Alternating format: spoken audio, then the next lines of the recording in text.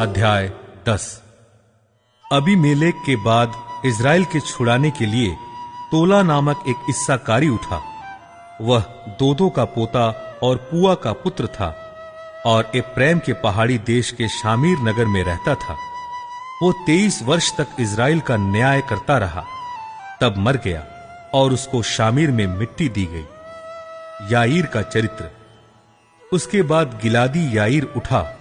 वह 22 वर्ष तक इज़राइल का न्याय करता रहा और उसके 30 पुत्र थे, जो गदहियों के 30 बच्चों पर सवार हुआ करते थे, और उनके 30 नगर भी थे जो गिलाद देश में हैं और आज तक हब्बोत्याईर कहलाते हैं।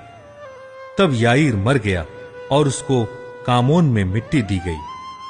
इप्तह का चरित्र। तब इज़राइलियों ने फिर यहोवा की दृष्टि में बुरा किया, अर्थात बाल देवताओं और अश्तोरेत देवियों और अराम, सिदोन, मोआब, अम्मोनियों और पलश्तियों के देवताओं की उपासना करने लगे और यहोवा को त्याग दिया और उसकी उपासना न की। तब यहोवा का क्रोध इज़राइल पर भड़का और उसने उन्हें पलश्तियों और अम्मोनियों के अधीन कर दिया, और उस वर्ष ये इज़राइलियों को सताते और पीसते रहे।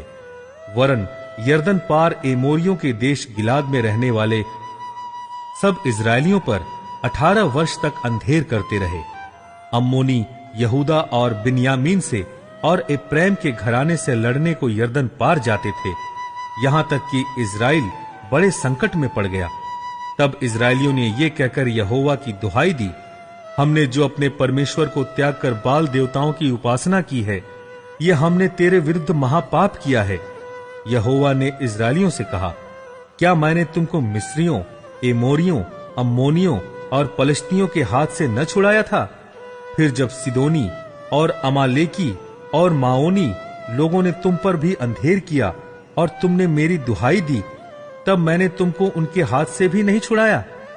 तो भी तुमने मुझे त्याग कर पराये देवताओं की उपासना की है, इसलिए मैं फिर तुमको न छुड़ाऊंगा। जाओ, अपने माने हुए देवताओं की दुहाई दो, तुम्हारे संकट के समय वे ही तुम्हें छुड़ाएं।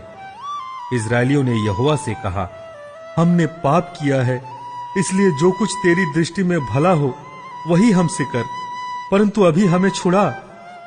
तब वे पराये देवताओं को अपने मध्य में से दूर करके यहोवा की उपासना करने लगे, और वह इज़राइलियों के कष्ट के कारण खेदित हुआ।